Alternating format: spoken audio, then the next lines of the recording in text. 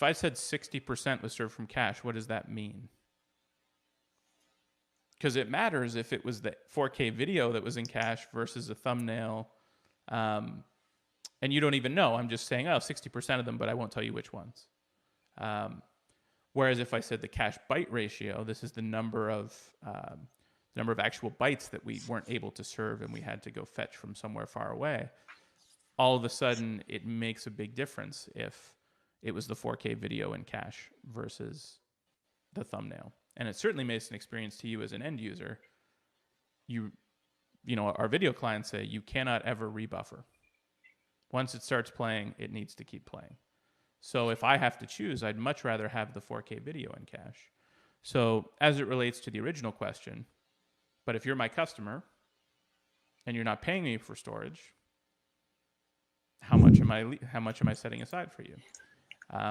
So our solution is that we think people should be able to buy a set amount of storage, whatever that is, that's right for their business and their content footprint, and nobody else should be able to kick things out of it.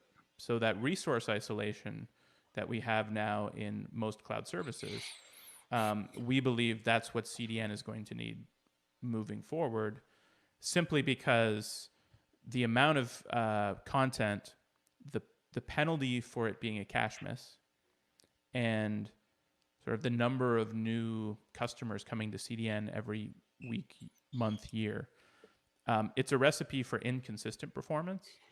And what we find is there's really not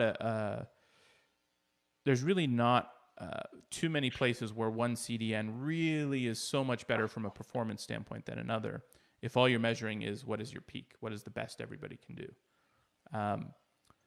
But what we're seeing is customers that are really looking for consistency of experience. So does it work the same at 7 p.m. that it did at 7 a.m.?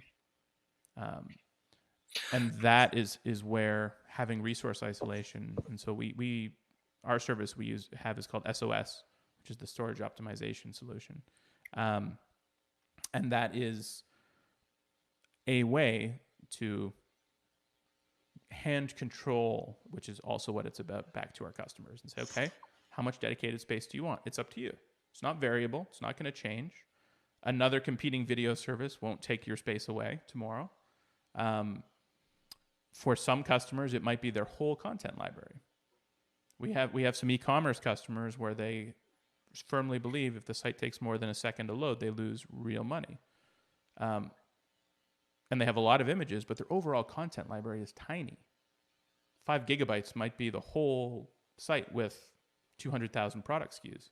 We can keep now that whole thing in cache, whereas one of those images might only be requested once every 2 months.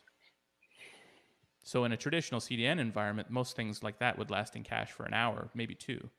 We're able to keep it forever because for their business case, they said, I have 5 gigabytes of total content. I would like 5 gigabytes of CDN cache. Other people might say, the 80-20 rule applies.